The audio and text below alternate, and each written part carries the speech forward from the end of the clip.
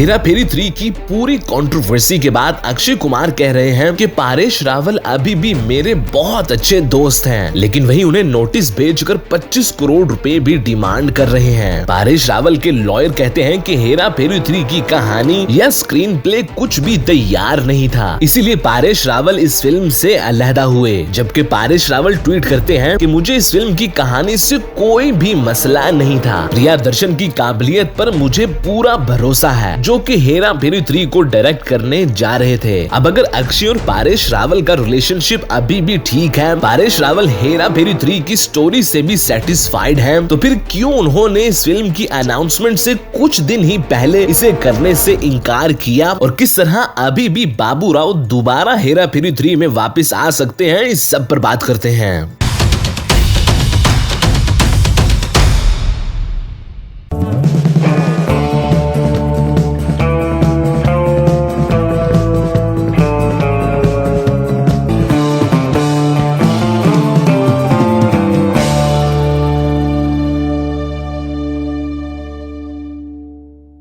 सबसे पहले तो ये जान लें कि अक्षय कुमार ने हेरा फेरी 3 करने का फैसला क्यों किया। अक्षय कुमार वही सीरियस और सोशल ड्रामा फिल्में बना रहे थे, लेकिन एक के बाद एक फिल्म फ्लॉप होना शुरू हो गई और कुछ भी काम नहीं कर रहा था। इसीलिए उन्होंने डिसाइड किया अपने दोबारा ओजी कॉमेडी अवतार में वापस आने का, जिसमें उन्होंने वेलकम 3, हाउसफुल 5, जोली LLB 3 और हेरा फेरी 3 फाइनल की, ताकि अपने करियर को एक सही ट्रैक पर लाया जाए। अब हेरा फेरी 3 के लिए अक्षय कुमार ने खुद ही इस फिल्म के राइट्स परचेज कर लिए, जिसके लिए उन्होंने रिपोर्टेडली फिरोज नाडियाडवाला को 10 करोड़ रुपए दिए। अब इसी दौरान अक्षय कुमार भूत बंगला फिल्म भी शूट कर रहे थे, जिसके डायरेक्टर भी हेरा फेरी 1 वाले प्रियदर्शन हैं। राइट्स परचेज करने के बाद उन्होंने प्रिया को भी ऑन बोर्ड ले लिया और इसी तरह पारेश रावल को भी मना लिया हेरा फेरी 3 करने के लिए। और फिर फाइनली अप्रैल में जाकर इसकी अनाउंसमेंट वीडियो भी शूट हो गई। लेकिन जैसे ही अनाउंसमेंट वीडियो शूट होती है तो फिरोज नाडियाडवाला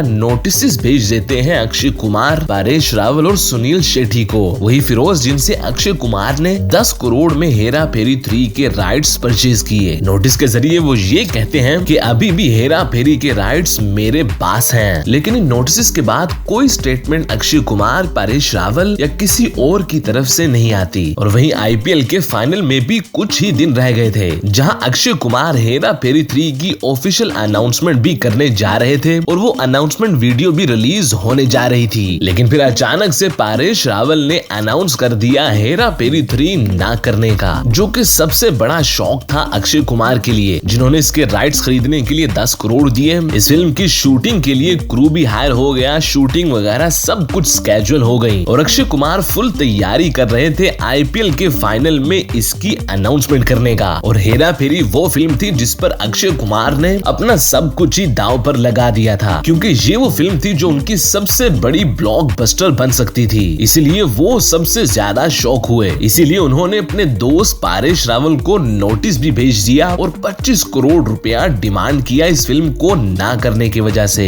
अभी रिसेंटली हाउसफुल 5 के ट्रेलर लॉन्च के वक्त अक्षय कुमार ने पारेश रावल पर बात करते हुए कहा कि वो मेरे बहुत पुराने दोस्त हैं, लेकिन अगर दोस्त हैं तो फिर लीगल बैटल करने की क्या जरूरत थी। होना ये चाहिए था कि अक्षय कुमार अपने दोस्त के पास जाते और इस पूरे मैटर को म्यूचुअली सोल्व करने की कोशिश करते, क्योंकि अगर बात लीगल बैटल की तरफ आ जाए तो फिर ईगो बीच में आ जाती है, जिसके बाद मैटर सोल्व होना बहुत मुश्किल हो जाता है। इसीलिए अक्षय कुमार का पारेश रावल को सू करना बिल्कुल सही डिसीजन नहीं था। दूसरी तरफ पारेश रावल को इशू क्या था हेरा फेरी 3 के साथ, क्योंकि उनके लॉयर कहते हैं कि हेरा फेरी 3 की ना कहानी थी और ना ही कोई स्क्रीन प्ले था। इसी वजह से पारेश रावल ने इस फिल्म को करने से इनकार कर दिया। लेकिन वहीं पारेश रावल ट्वीट करते हैं कि मुझे इस फिल्म की कहानी या स्क्रीन प्ले से कोई इशू भी नहीं था, मैं पूरा ट्रस्ट करता हूँ प्रियदर्शन पर। तो अगर कहानी इशू नहीं था तो फिर एक्चुअल प्रॉब्लम क्या थी, जिसे पारेश रावल ने अक्षय कुमार से डिस्कस करने की बजाय हेरा फेरी 3 से अलहदगी ही इख्तियार कर ली। अब इसकी एक्चुअल रीजन समझने के लिए ओ माई गॉड 2 पर आ जाएं। ओ माई गॉड 1 वो फिल्म थी जिसे पारेश रावल ने खुद ही डेवलप किया था और उसे बनाने के पीछे भी पारेश रावल ही थे। लेकिन जब ओ माई गॉड 2 की बात आई तो पारेश रावल को खामोशी से साइड पर कर दिया गया। वो इंसान जिसने ओ माई गॉड एक्चुअली में बनाई थी, उसका कोई नामो निशान ही ओ माई गॉड 2 में नहीं था। तो ऑब्वियसली ही वाज हर्ट। लेकिन फिर भी पारेश रावल ने कुछ भी अक्षय कुमार के खिलाफ नहीं कहा। और अब जब फिरोज नाडियाडवाला ने पारेश रावल को नोटिस भेजा ये कहते हुए कि हेरा फेरी 3 के राइट्स अभी भी मेरे पास हैं, क्योंकि इस बड़ी फ्रेंचाइज के पहले दोनों पार्ट्स मैंने बनाए, जबकि इस तीसरे पार्ट में मुझे बिल्कुल ही गायब किया जा रहा है। अब प्रोबेबली यही वो चीज थी जिससे पारेश रावल को नॉस्टैल्जिया हिट कर गया और वो भी चाहते थे कि अक्षय कुमार ओ माई गॉड 2 की तरह हेरा फेरी 3 में भी फिरोज नाडियाडवाला को साइड लाइन ना करें। और यही देखते हुए उन्होंने अपने आप को इस फिल्म से अलहदा किया ताकि इस इशू पर बात होना शुरू हो। अब ये पूरा मैटर अभी भी सोल्व हो सकता है, क्योंकि पारेश रावल ने खुद ही कहा है कि never say never to anything, यानी कोई भी मैटर हो उसे सोल्व किया जा सकता है। जिसका मतलब है कि वो ये चाहते हैं कि अक्षय कुमार उनके साथ डिस्कशन करें और किसी न किसी तरह फिरोज नाडियाडवाला के मैटर को सोल्व किया जा सके। उन्होंने जो मेहनत की हेरा फेरी 3 के पहले दोनों पार्ट्स बनाने में, उन्हें उसका ड्यू क्रेडिट दिया जाए, जिसके बाद सारी चीजें नॉर्मल हो सकती हैं। Now it all depends on Akshay Kumar कि वो गुस्से को साइड पर रखते हुए इस पूरे मैटर को पारेश रावल और इवन फिरोज नाडियाडवाला के साथ बैठकर डिस्कस करें और सोल्यूशन निकाला जा सके, ताकि फैंस फाइनली अपने आइकॉनिक कैरेक्टर्स को दोबारा बड़े पर्दे पर देख सकें।